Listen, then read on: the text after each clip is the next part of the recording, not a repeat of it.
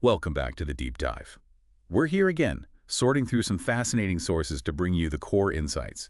Today we're diving into something really at the heart of modern healthcare, that blend of, high-tech connection and really fundamental human interaction, specifically that very first contact point in telehealth.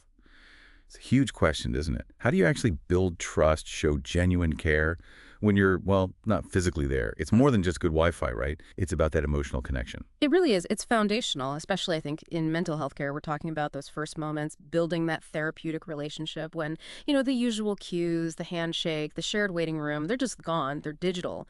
So how do you make someone feel genuinely seen, genuinely safe without the physical office, without that comforting quiet of a waiting area? Exactly. So that's our focus for this deep dive. Let's call it the art of that initial telehealth consultation for therapists. Like, how do you design that perfect digital front door, make it welcoming, not intimidating? And our main source today is a really practical, insightful guide. It's the guidelines for initial telehealth consultation from the Karuna Psychotherapy Business Mentorship Program. Yeah, these guidelines are basically a roadmap. They're designed to take what could be a really sterile, almost transactional digital meeting and turn it into something, well, welcoming, empathetic, and ultimately effective. A real first step. So our mission here is to pull out those core principles, those practical strategies, basically give you a shortcut to understanding the real subtleties of virtual care. And honestly, you might find these ideas useful way beyond therapy, any kind of important virtual interaction, really. I'm definitely ready to unpack this. Getting that first impression right, especially virtually. It's not just important, it's everything. Yeah. So we're kicking off with what the Karuna program calls the foundational pillars: welcome, validation, and empathy. These are like the absolute cornerstones. They are. And the very first instruction sounds so simple, but it's incredibly deep in practice. Begin with warmth and a genuine welcome.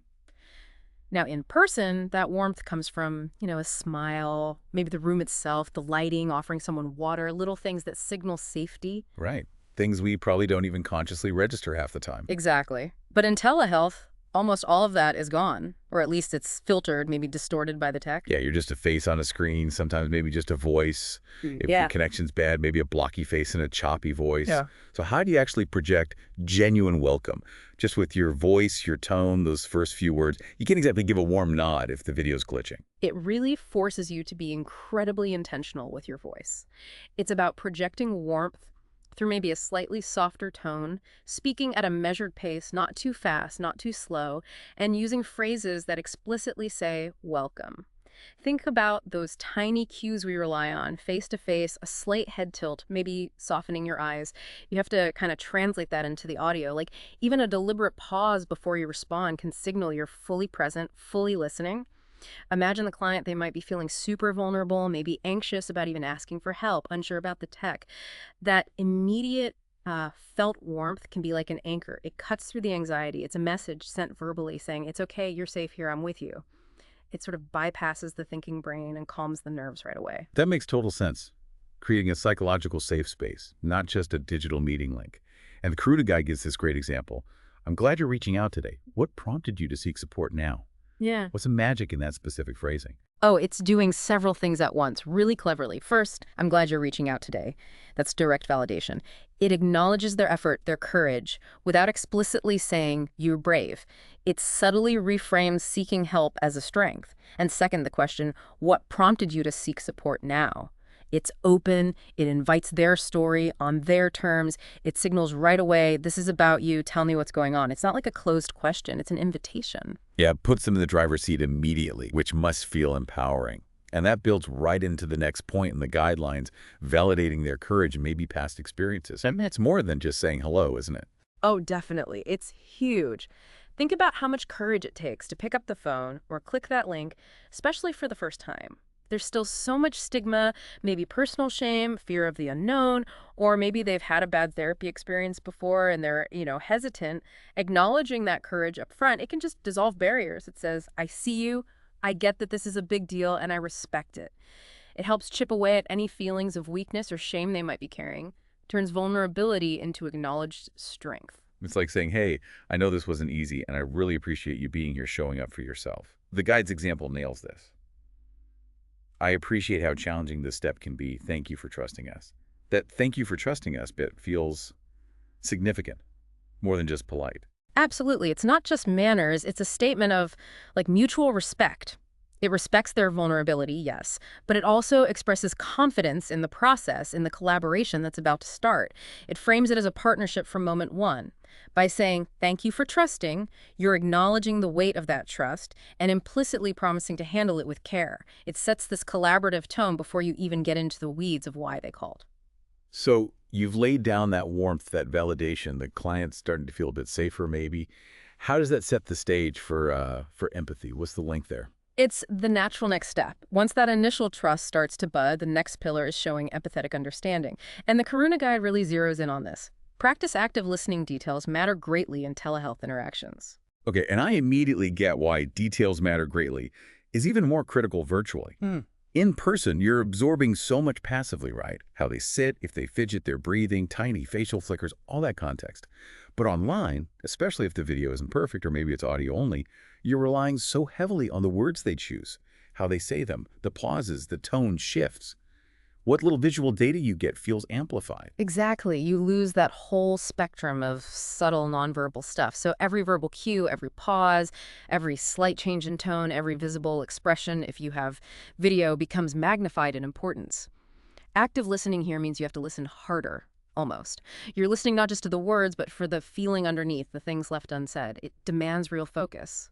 Strategies like asking clarifying questions become essential. Like, when you said that, did you mean X, or is it more like Y, or summarizing? Okay, so if I'm hearing you right, it sounds like you're feeling. No. That confirms you're tracking, and it shows you're truly engaged despite the screen between you. Right, it combats that potential feeling of distance. Yeah, and a big pitfall is relying on assumptions because you don't have all the cues. You have to really listen to what is being said.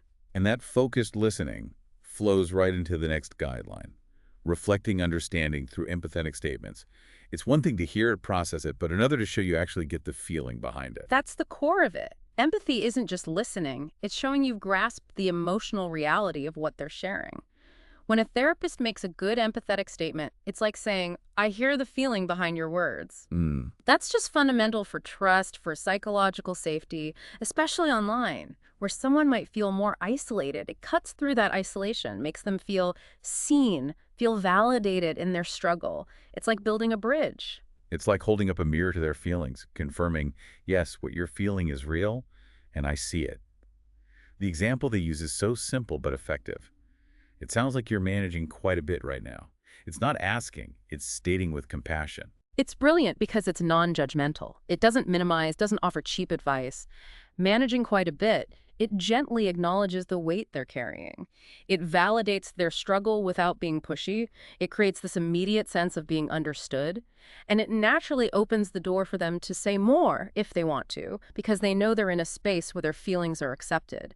It deepens the connection right away. The subtext is, I see this as heavy and I'm here to help. Okay, so we've established that foundation: warmth, validation, empathy. The client feels heard, safer. What comes next? What do we need to clarify or prioritize in that initial chat? Right. So now we move into navigating the actual dialogue. The key things here are getting consent to move forward and, crucially, assessing for urgency, safety first. The guide says gain consent to proceed with initial screening. Okay, that sounds straightforward, almost like a box-ticking exercise. But Hmm. I can imagine it's easy to just jump into questions if you're keen to help. Why is getting explicit consent so vital here? It's vital, both ethically and practically. Ethically, it's all about respecting their autonomy. It reinforces that they're in control, an active participant, not just someone being assessed. Practically, it sets clear expectations. It makes sure the client understands this call isn't the first therapy session yet. It's a preliminary chat to see if it's a good fit and check on safety. Getting that yes prevents the conversation from feeling like an interrogation. It keeps things collaborative, respectful. It's like a little promise of how things will work going forward. So not just launching into it, but asking permission first. And the phrasing they suggest is really good. Do you have some time now for us to talk before scheduling your first session? Polite, clear. Yeah, it does a few things well. It's polite, obviously. It's transparent, clearly marking this as before the first session, managing expectations. And crucially, asking, do you have time now, gives them control. Maybe they don't. Maybe they need 5 minutes. It respects their immediate situation, avoids making them feel rushed or pressured. Okay, consent granted. Then the guide stresses giving clients space to share key details first, letting them lead a bit rather than just firing questions from a list. Exactly. While the therapist needs certain info, letting the client volunteer things first is incredibly revealing. What they choose to bring up initially, what words they use, the order they present things, it tells you so much about what they see as most important, what's most pressing for them. It gives you invaluable insight into their main concerns, their expectations, even their communication style. And again, it empowers them. It says, your perspective matters most here. So, less rigid questionnaire, more open invitation. The example question, is there something you feel is important for us to understand before your first session? It really captures that open-ended approach. It's a great question. It allows for critical info to surface that might not be on a standard form or that the therapist wouldn't think to ask right away. Right. It prompts the client to reflect on what they think is vital, which again tells you a lot about their self-awareness and priorities. You might uncover core issues much earlier this way. Okay, so consent is given, some context is shared. Now comes the absolute priority, safety, especially in telehealth, where you can't physically intervene. This feels like a critical juncture. It is the non-negotiable step, always, but especially in telehealth. The therapist has an ethical duty to assess for immediate risk. Risk to the client, risk to others. It's not just good practice, it's a fundamental responsibility. And the guide's example question is incredibly direct. Are you feeling safe right now, or do you feel you need immediate support? That takes courage to ask, and clarity. It requires absolute clarity and directness, delivered calmly. You need to know, point blank, is there an immediate crisis here? There's no room for ambiguity.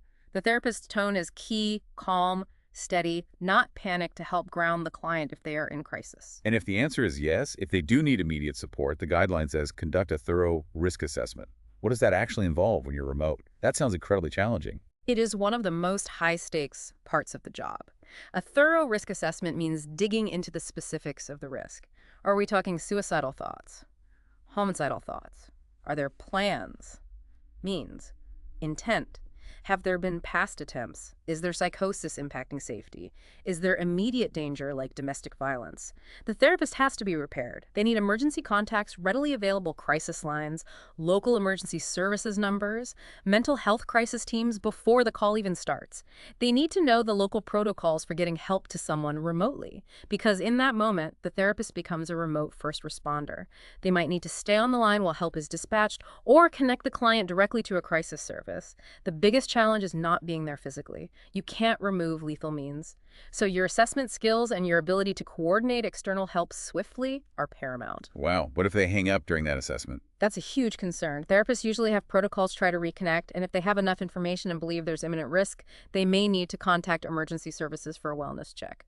It's incredibly complex. It really underscores that this initial call isn't just administrative. It can be life or death. And then, if it's not urgent, the guideline is simple.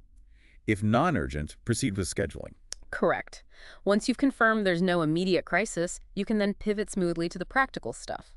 This structure ensures safety is always, always the top priority before you move on to logistics. It's a responsible flow.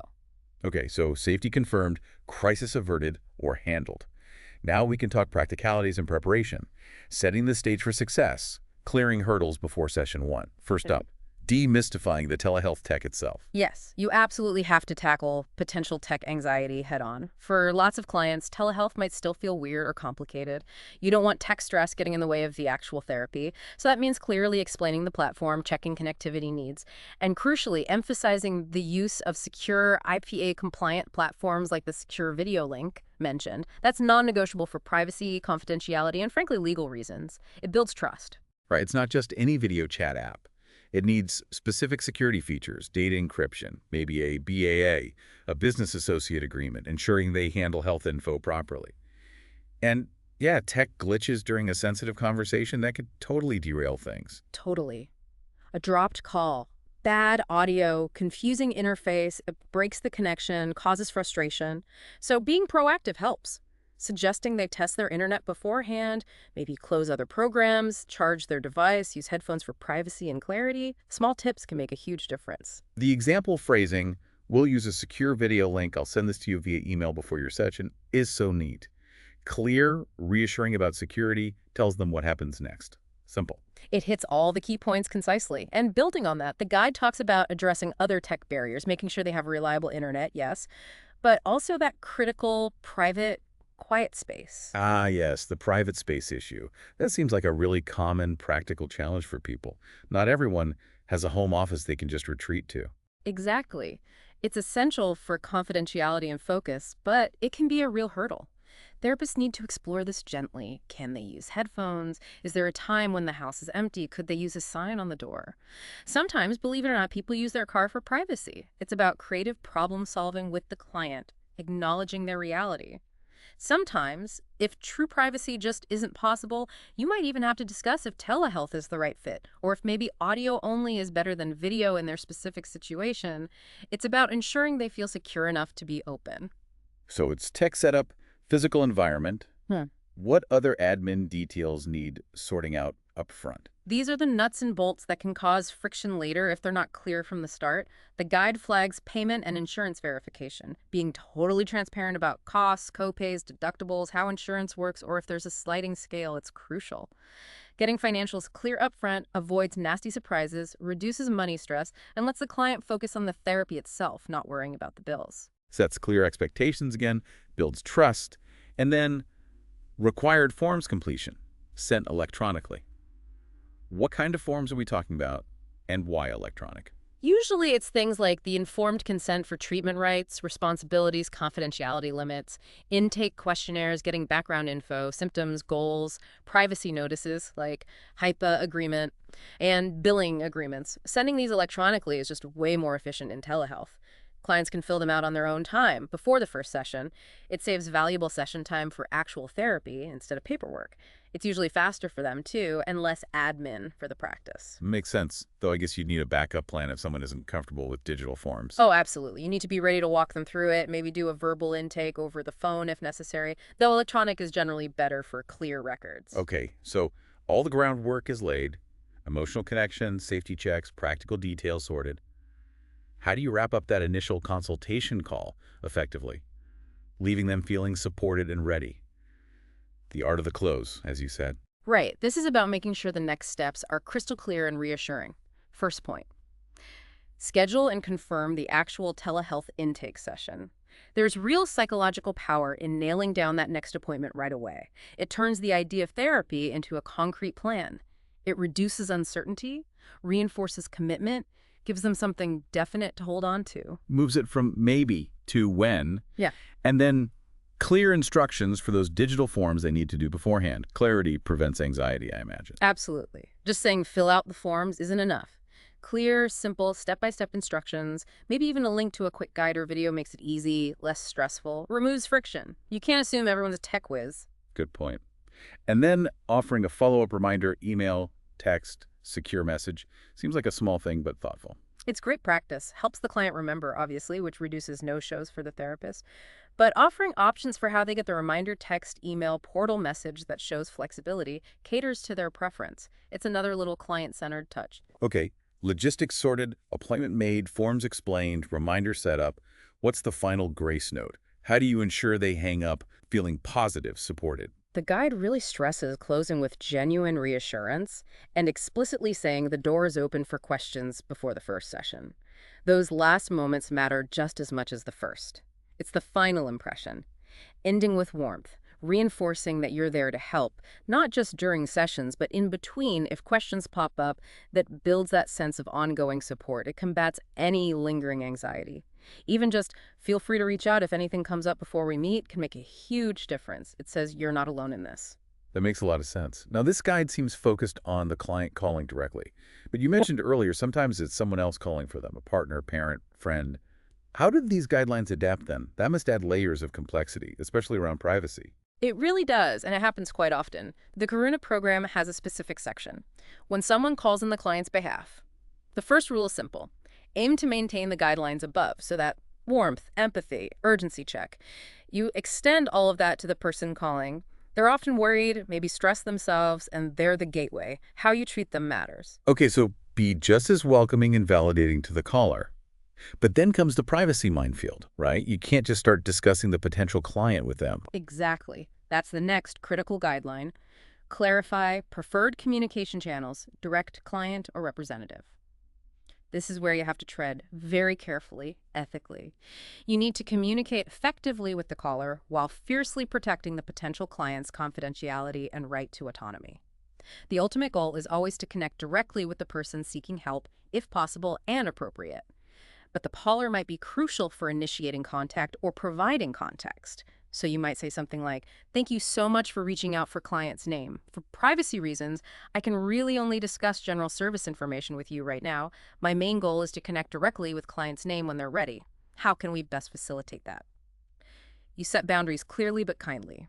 That's a delicate balance. Yeah. And what about specific barriers that might pop up when a third party's involved? Like maybe the caller is tech savvy, but the actual client isn't. Right, the guide points this out. Discuss potential barriers and strategies to overcome them, technological or privacy concerns. You might have that exact scenario. The helpful family member sets everything up, but the client themselves struggles with the tech later. Or maybe the caller expects to sit in on sessions, which raises huge privacy flags. You have to anticipate these things.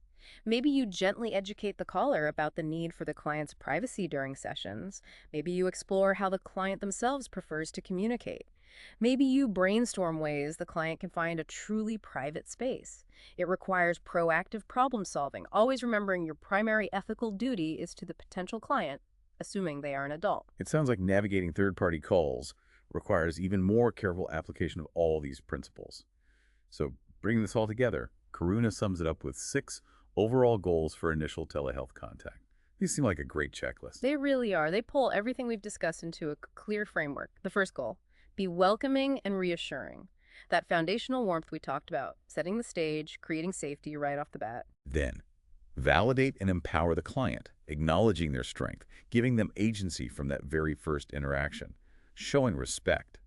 Third, communicate clearly and empathetically. That active listening, reflecting understanding, making sure nothing gets lost in translation, especially crucial without all the in-person cues, precision and empathy. Number 4, the big one. Ensure immediate safety and assess urgency, highlighting that core ethical duty, the safety net you provide from minute 1, even remotely.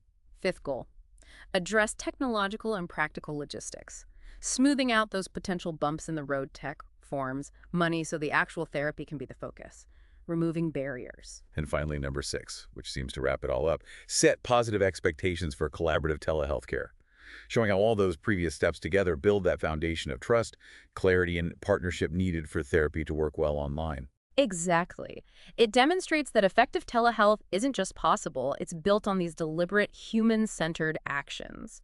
These 6 goals are a really powerful summary, a blueprint for making that first virtual contact truly meaningful and effective. This has been such an insightful deep dive. It really hammers home that good telehealth isn't fundamentally about the software. It's about intentional, skillful human connection, just adapted for a different medium. It's about consciously bridging that digital gap with empathy. Yeah, it shows that even without being in the same room, those core elements, trust, safety, feeling understood, they can absolutely be established, maybe even need to be established more consciously. Which leaves me with a final thought for you, our listener.